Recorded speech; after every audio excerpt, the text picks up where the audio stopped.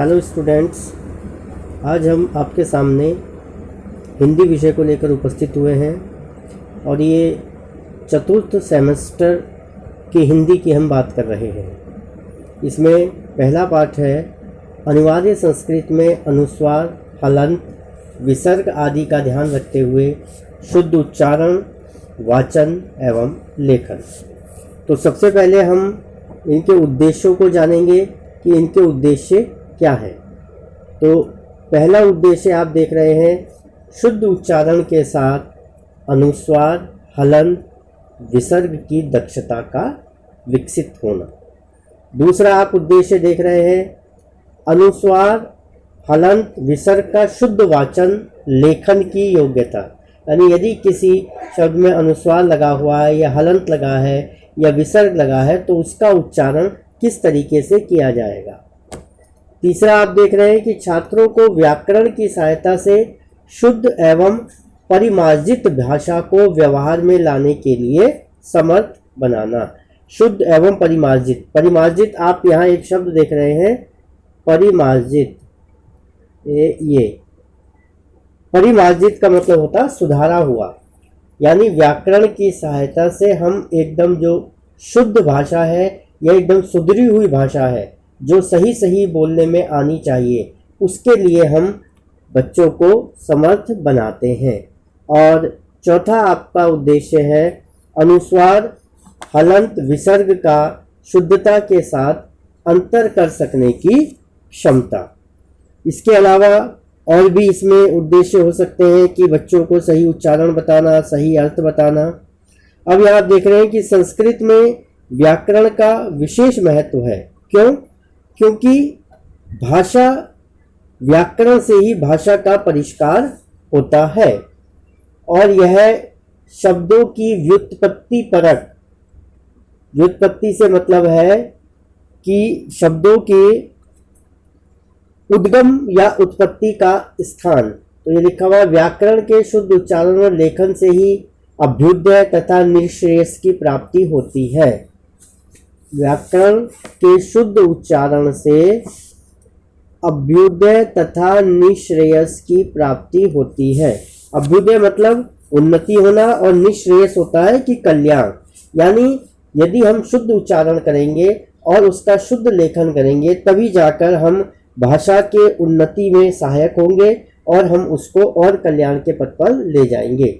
बच्चे हिंदी में भी करते हैं, लेकिन कहाँ पर इसका उचित प्रयोग किया जाए, इसके लिए शिक्षक बच्चों को उच्चारण कराकर व लिखवाकर इसका बोध सरलता से करा सकते हैं। जैसे उसमें उदाहरण दिया हुआ है, आप देख रहे हैं, पंचम कृष्ण है। तो इस तरीके से हम पंचम लिखना बता सकते हैं और हम बच्चों को उसका उच्चारण करना भी बता सकते हैं। ये देखिए, पंचम इस तरह से लिखना है, कृष्णा इस तरह से लिखना है, और इसका उच्चारण करके भी हम बच्चों को बता सकते हैं। जब स्वरों के उच्चारण में वायु मुख के साथ साथ नासिका से भी निकलती है तो वह स्वर क्या कहलाते हैं? वह स्वर जो है अनुनासिक कहलाया जाता है। जैसे अंश है, पंच है, आ ई उ ए है। इस और जैसे हमने आपको हमारे वीडियो में आप देखेंगे हमने बताया हुआ कि प्रत्येक वर्ग का पंचम अक्षर भी नासिका से होता है, जिसको हम यम गणनम कहते हैं। यम गणनम नासिका उच्चारणस्ति। अब इसके लिए हम कैसे बता सकते हैं? शिक्षण सामग्री हम इसमें चार्ट ले सकते हैं, मॉडल ले सकते हैं, कार्ड ले सकते हैं। अब इसमें हमें गतिविधि के माध्यम से शिक्षक क्या करेगा? सबसे पहले हम ये जानते हैं कि इसमें आप ये हेडिंग दे रहे हैं कि शिक्षक द्वारा। तो शिक्षक द्वारा क्या करना चाहिए, ये आप थोड़ा ध्यान से सुनिएगा कि सर्वप्रथम शिक्षक बच्चों से वार्तालाप के माध्यम से इनसे जुड़े शब्दों पर विस्तृत चर्चा करे और फिर उसके अलग अलग उच्चारण करके उनमें अंतर स्पष्ट करे, जिससे बच्चे शुद्ध बोल सके और लिख सके। जैसे हम कह सकते हैं दंपति, पंत, संपत, तो बच्चों को बोले भी और लिखवाए भी। जैसे संपत, तो बच्चों को ये पता होना चाहिए कि अंक की बिंदी कहाँ पर लगेगी, ठीक है। या जैसे दंपति, तो दंपति में ई कौन सी आएगी, अंक की बिंदी कहाँ लगनी है। इस तरीके से शिक्षक जो है बच्चों को वार्तालाप कराए, उसका उच्चारण स्पष्ट करे ताकि बच्चे उसको शुद्ध बोले। दूसरा इसी में है कि हलंत पर बच्चों को बताया जा सकता है कि किस तरीके से हलंत का जो है उच्चारण स्तर होता है, या स्वतंत्रियों में कंपन होकर नाद स्वर उच्चारित होता है। शब्द के अंत में व्यंजन को आधा बताना हो तब हम हलंत का प्रयोग करते हैं, ये आप बता सकते हैं। आप पीछे हमारे संस्कृत विषय की वीडियो में भी इसके बारे में जानकारी ले सकते हैं कि हलंत जो है हमने बताया था कि आधा उच्चारित करने के लिए हलंत का प्रयोग किया जाता है किसी भी व्यंजन में। क्यों? क्योंकि व्यंजन अपने आप में पूर्ण नहीं होता, उसे अपने आप में पूर्ण होने के लिए किसी स्वर की आवश्यकता होती है। इसी तरह आप नपुंसक लिंग के सभी शब्द में मां लगाकर हलंत लिख सकते हैं। सॉरी, ठीक है। नेक्स्ट शिक्षक क्या कर सकता है कि विसर्ग के साथ स्वय या व्यंजन लगाने से इसमें ध्वनिगत वाग्दानम परिवर्तित होता है, उसके बारे में बता सकता है। विसर्ग सदैव किसी न किसी स्वर के बाद ही होता है, ये बता सकता है। और आप ये भी बता सकते हैं बच्चों को कि जब हम विसर्ग का वाचन करते हैं उस समय अंत में अह, जैसे संगमः, मधुरः, इस तरीके से अह आता है। तो आप बोल के बता सकते हैं राम अवतारः, सरोजः, सुरेंद्रः, पावकः, ठीक है। और ये कभी दो शब्दों के बीच में भी लग जाता है, जैसे दुख, अधपतन। तो यहाँ पर कहाँ लग रहा है ये द उ और फिर विसर्ग लग के तब ख लिखा जाता है। या हम जैसे एक शब्द बोलते हैं अंतः कथा, तो अंत लिखकर उसके बाद विसर्ग और फिर कथा लिखना है। इसके शुद्ध उच्चारण के साथ ही शिक्षक को क्या चाहिए कि आगमन निगमन विधि द्वारा बच्चों को सरलता से स्पष्ट करे। जैसे उदाहरण दे दें, धनंजय, कांची, दिनांक, कंपन, पहले शिक्षक बोले और फिर बच्चों से उसके उच्चारण स्थान को या उसके उच्चारण को स्पष्ट करे। इनमें मुख के साथ साथ नाक से भी आवाज निकलती है। इसी तरह कोई शब्द बोलकर बच्चों से आप पूछ सकते हैं कि इस शब्द के उच्चारण में ध्वनि कहाँ से उच्चारित हो रही है। और इससे बार बार जब अभ्यास हो जाएगा तो बच्चे शुद्ध उच्चारण कर सकेंगे और दैनिक जीवन में भी इसका प्रयोग कर सकेंगे।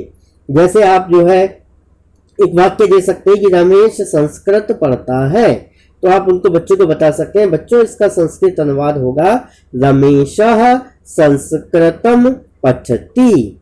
ऐसे आप आराम से रमेशः संस्कृतम पठति। तो इस तरीके से आप बच्चों को नए नए शब्द बता सकते हैं, इनका प्रयोग कर सकते हैं। इसके बाद शिक्षक का एक कर्तव्य हो जाता है कि शिक्षक पाठ में आए हुए गद्यांश को पढ़कर शुद्ध उच्चारण के साथ बच्चों से भी उसको पढ़वाए। जैसे आदि कवि वाल्मीकि, आज्ञा पालन, भातृ स्नेह, परोपकार है, यानी कोई भी गद्यांश आए और उसमें कुछ शब्दों को छांटकर शिक्षक श्यामपट्ट पर लिख दे और फिर खुद एक बार उसका उच्चारण करे, तत्पश्चात बच्चों से भी उसका उच्चारण करने को कहे। तो ये तो हो गया कि शिक्षक द्वारा जो है क्या क्या किया जा सकता है। अब बात आती है गतिविधि, किन गतिविधियों के माध्यम से हम ये कर सकते हैं। तो हम अब आगे गतिविधि के बारे में बताएंगे।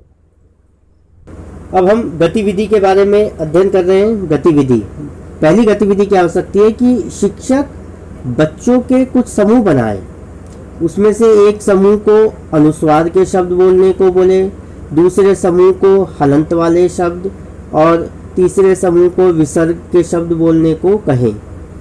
ठीक है, यानी इस प्रकार आप क्रम बदल बदल कर शब्दों को बोलने के लिए प्रेरित कर सकते हैं। इससे क्या होगा, इससे जो है बच्चों में नए नए शब्दों को बोलने की दक्षता विकसित होगी।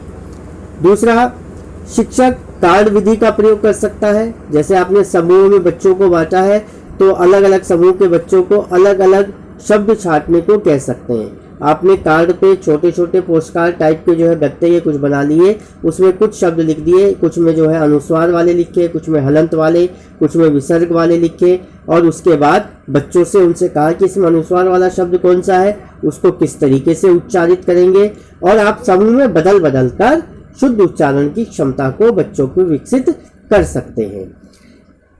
अगली गतिविधि में आप बच्चों की संख्या के अधिकार आधार पर कि जैसे आपने देख लिया कितने बच्चे हैं तो उनको अलग अलग समूह में बांट दो और शिक्षक बच्चों से जैसे कह दे कि भाई विसर्ग और हलंत के शब्द को श्याम पट पर लिखो, या शिक्षक श्याम पट पे उन शब्दों को खुद स्वयं भी लिख सकता है और साथ ही उसका उच्चारण करा सकता है। यानी शिक्षक ने श्याम पट पे कुछ शब्द लिखे जिसमें अनुस्वार लगे थे या विसर्ग था या हलंत था और एक बार खुद उसका उच्चारण किया, तत्पश्चात बच्चों से उसका उच्चारण कराया। अगली गतिविधि है कि चार्ट के माध्यम से आप अलग अलग शब्दों को लिखकर और बोलकर कक्षा में बता सकते हैं। देखिए ये जो सब शिक्षक सहायक सामग्री जो आप यूज करता है, जो भी सहायक सामग्री होती है वो शिक्षण को प्रभावी बनाने के लिए प्रयोग में लाई जाती है। इसमें क्या होता है कि बच्चा जो है रुचि के साथ आपके पाठ को सुनता है, आपकी बात को सुनता है। केवल आप यदि बोलने जाएंगे, उनको कहेंगे सुनो उसके बाद बोलो, तो वो इतना रुचि नहीं लेगा। लेकिन आपके पास कुछ शिक्षण सहायक सामग्री है, आपके पास चार्ट है, आपके पास कार्ड है, आप और अच्छे तरीके से उनको बता सकते हैं। आप जो है शब्द धातु रूप बता सकते हैं, पुल्लिंग, स्त्रीलिंग, नपुंसकलिंग, कारक विभक्ति शब्दों को वाक्य में प्रयोग करके उनको स्पष्ट कराना चाहिए। बीच बीच में मान लीजिए बच्चों को कोई समस्या होती है, कठिनाई होती है, उसको दूर करना चाहिए। शिक्षक को पद का आदर्श सस्वर वाचन करना चाहिए और फिर बच्चों से उसका अनुकरण वाचन कराना चाहिए। यानी पहले शिक्षक को वाचन करना और फिर जब बच्चों से कराते हैं वाचन तो उसको बोलते हैं हम अनुकरण वाचन। जैसे जो है 4 श्लोक है एक कि करिष्यामि नो सगति दुर्जनानाम, करिष्यामि सत्सगति सज्जनानाम, धरिष्यामि पादौ सदा सत्यमार्ग, चलिष्यामि नाहं कदाचित कुमार्गे। तो आप इसमें जो भी कठिन शब्द आए हैं उनको बच्चों से आप जो है बुलवा सकते हैं। और जैसे आपने ये गत एक पढ़ा दिया है, इसके बाद आप कुछ प्रश्न भी पूछ सकते हैं, जैसे कस्य सगतिम न करिष्यामि, यानी किसकी सत्संगति नहीं करनी चाहिए, तो बच्चे उत्तर देंगे दुर्जनानाम संगतम न करिष्यामि। या आप ये भी कह सकते हैं अहम सदा कुत्र पादो धरिष्यामि, हमें कैसे पथ पर चलना चाहिए, तो उत्तर आ सकता है सत्य मार्ग पर। इसके अलावा बच्चों के 4 समूह बनाकर अलग अलग एक समूह को पद का अंश दे दें आप और शुद्ध उच्चारण के साथ वाचन कराएं, तो इसमें क्या होगा कि जो 4 समूह है वो क्रम से सस्वर वाचन करेंगे, जिसमें आप ये ध्यान रखें कि शुद्ध उच्चारण हो, लय ठीक हो, गति ठीक हो और उनसे वाचन कराने के लिए उनके लिए विशेष ताली बजाई जाए जिस बच्चों ने अच्छा वाचन किया हो। इससे क्या होगा कि उत्साहवर्धन बच्चे का होगा और दूसरे बच्चे भी उसके उत्साहवर्धन को देखते हुए स्वयं जो है कोशिश करेंगे कि हमें भी इसमें काम करना है।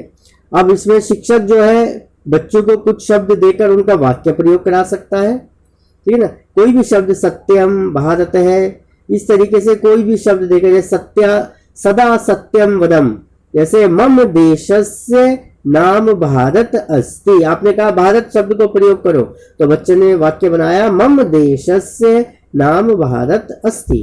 तो इस तरीके से शिक्षक गतिविधि को कर सकता है।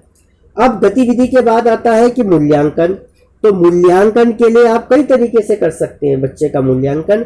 आप जो है बच्चों को सुमेलित करने के लिए शब्द दे सकते हैं, जैसे वर्ग क में कोई शब्द लिख दिया, वर्ग ख में कि क वर्ग के शब्दों को ख वर्ग से सुमेलित कीजिए, तो बच्चा उसमें तीर का निशान लगाकर उनको सुमेलित कर सकता है। प्रश्न पूछकर भी शुद्ध उच्चारण का लेखन कराया जा सकता है, जैसे आपने ऊपर गद्यांश में पूछे थे। कठिन शब्द देकर लिख दीजिए आप कठिन शब्द और फिर बच्चों से कहिए कि अब आपको जो है इनका उच्चारण कर दिया है। कोई श्लोक आप दे दीजिए और बच्चों से उसका वाचन कराइए। रिक्त स्थान के माध्यम से आप उनका मूल्यांकन कर सकते हैं, सही गलत के माध्यम से आप उनका मूल्यांकन कर सकते हैं, चित्रों के माध्यम से आप उनका मूल्यांकन कर सकते हैं। ठीक है कि आप जो है चित्र में कुछ भी दे सकते हैं, कि जैसे आपने दे दिया गणतंत्र दिवस का चित्र दे दिया और उसके बाद आपने प्रश्न कर दिया कि गणतंत्र दिवसम आरंभ कदा अभवत, या आपने रक्षाबंधन का कुछ चित्र बताया हुआ है, उसमें आपने पूछ लिया रक्षाबंधनम पर्व श्रावण मासस्य कस्याम तिथो भवति, या आपने एक वाल्मीकि जी का चित्र दिखा दिया, उससे संबंधित प्रश्न संस्कृतस्य आदि कवि कह, तो इस तरीके से आप और पठित पाठ का शुद्ध उच्चारण के साथ वाचन कराकर भी आप बच्चों का मूल्यांकन कर सकते हैं। अब इसके बाद आप देख रहे हैं कि एक इसमें आया है यात्रा वृत्तांत। ये आप देखिएगा, ये है यात्रा वृत्तांत। देखिए, यात्रा साहित्य की सार्थकता तभी है जब यात्रा में देखे गए स्थानों को तथा उसकी भोगी गई अनुभूतियों को अपनी कल्पना में और भाव प्रवणता के सहारे कलात्मक ढंग से साहित्यिक अभिव्यक्ति दी जाए। डॉक्टर नामवर सिंह ने कहा था कि तथ्यात्मक और जिंदादिली ये दो जो है ये यात्रा साहित्य की प्रमुख विशेषताएं हैं। वस्तुतः उन्होंने कहा कि वर्णन कौशल से सृजित दृश्य प्रतिक्षण की क्षमता, सहजता, आत्मीयता, क्रमबद्धता, रोचकता, कल्पना प्रवणता, तथ्यात्मकता और जिंदादिली आदि यात्रा के आवश्यक गुण माने जाते हैं। देखिए, यात्रा का जीवन में अविच्छिन्न संबंध है। यात्रा का जीवन से अविच्छिन्न संबंध है। प्राकृतिक, आप जान रहे हैं कि आदिम अत्यंत घुमक्कड़ था। जीवन गंत आवश्यकताओं की पूर्ति के लिए आप जानते हैं कि आदिकाल से ही मनुष्य रेगिस्तानों में, पर्वतों में, गुफाओं आदियों में यात्रा करता आया है। बिना यात्रा किए उसका जीवन कठिन था। क्यों? क्योंकि यात्रा ही उसके जीवन यापन का एक प्रमुख साधन भी था और मनुष्य की आज तक प्रगति उसकी यात्राओं द्वारा ही संभव हुई है। जैसा कि राहुल सांकृत्यायन ने अपनी रचना लिखी थी, उन्होंने घुमक्कड़ शास्त्र, उन्होंने घुमक्कड़ शास्त्र में घुमक्कड़ी को सबसे बड़ा संसार का धर्म कहा। उन्होंने कहा कि मेरी समझ में दुनिया की सर्वश्रेष्ठ वस्तु है घुमक्कड़ी, यानी मनुष्य कोई एक स्थावर वृक्ष नहीं है, वह जंगम प्राणी है।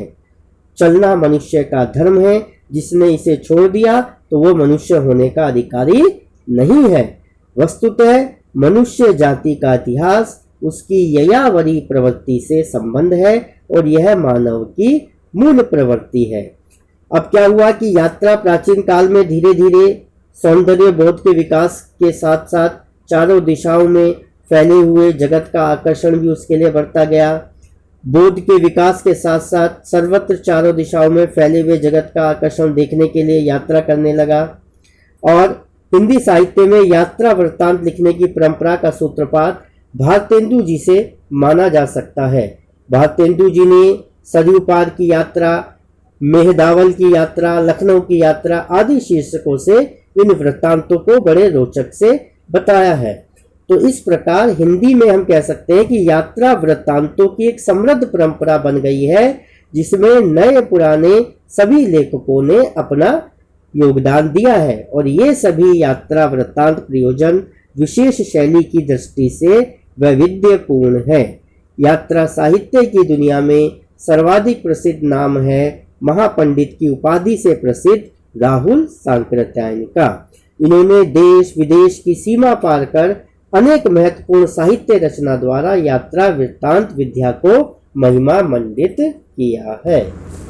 अब हम बात करेंगे शिक्षण प्रक्रिया यानी सामान्य उद्देश्यों की। सामान्य उद्देश्यों में पहला आता है विद्यार्थियों में यात्रा के प्रति रुचि पैदा करना, खोजी प्रवृत्ति का विकास करना, क्योंकि जब आप यात्राओं के बारे में बताएंगे और उनको बताओगे कि यात्रा के माध्यम से किस किस तरीके की खोज भी हुई है, तो जैसे उनमें खोजी प्रवृत्ति का विकास होगा वो जो है कुछ ना कुछ यात्रा करने के लिए तैयार होंगे।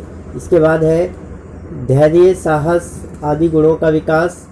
फिर है देश विदेश के प्रसिद्ध यात्रियों के ऐतिहासिक महत्व से उनको परिचित कराइए और पाठ के माध्यम से यात्रा के विविध प्रसंगों का परिचय। ये हुए यात्रा वृत्तांत की जो हमने शिक्षण प्रक्रिया की है उसके सामान्य उद्देश्य। अब इसका विशिष्ट उद्देश्य क्या है? विशिष्ट उद्देश्य इसका है यात्रा वृत्तांत में वर्णित प्रसंगों, घटनाओं, परिस्थितियों के आधार पर उपयुक्त सामान्य उद्देश्यों में उल्लेखित विषय वस्तुओं के परिप्रेक्ष्य में उद्देश्यों का निर्धारण करना। अब देखिए इसमें प्रस्तुतिकरण आता है। तो प्रस्तुतिकरण में यात्रा संबंधी किसी रोचक प्रसंग को, यात्रा में किसी वर्णित घटना को या लेखक के जीवन परिचय को यात्रा के प्रति उसकी रुचि से संबंध वर्णन को आप आधार बना सकते हैं। यानी यात्रा के किसी रोचक प्रसंग को आधार बना लीजिए, किसी घटना को, या आप किसी लेखक के जीवन परिचय को भी आधार बना सकते हैं। तो ये इसका प्रस्तुतिकरण में आ जाएगा। फिर आता है आपका मौन पाठन। तो मौन पाठन में निर्धारित अंश का विद्यार्थियों द्वारा पठन, जो भी आपने एक सूक्ष्म सा निर्धारित अंश उनको दिया है उसका पठन, इसके लिए आप समय निर्धारित कर देना चाहिए, क्योंकि इससे पठन गति में वृद्धि होती है। यदि आपने आपको बच्चों को ये कह दिया कि आपको इस गद्य को या इस पद्य को पढ़ना है और समय सीमा निर्धारित नहीं करी, तो बच्चा उसमें ज़्यादा समय भी ले सकता है। हमें कम समय में सही तरीके से उसको पढ़ना सिखाना है। अब विषय वस्तु विश्लेषण तथा भाषा कार्य, इसके लिए आप कुछ बिंदुओं पर चर्चा कर सकते हैं कि यात्रा का कारण, ये पूछ सकते हैं, इन पर चर्चा की जा सकती है। यात्री का कुतूहल उल्लास पर चर्चा की जा सकती है, या आप जिस यात्रा वृत्तांत को बच्चों को सुना रहे हैं उनके मार्ग में आने वाले दृश्यों के बारे में चर्चा कर सकते हैं, प्राकृतिक स्थिति के बारे में चर्चा कर सकते हैं, घटना के बारे में चर्चा कर सकते हैं। आप उस यात्रा वृत्तांत के मार्ग में उपस्थित बाधाओं के बारे में, कठिनाइयों के बारे में कर सकते हैं।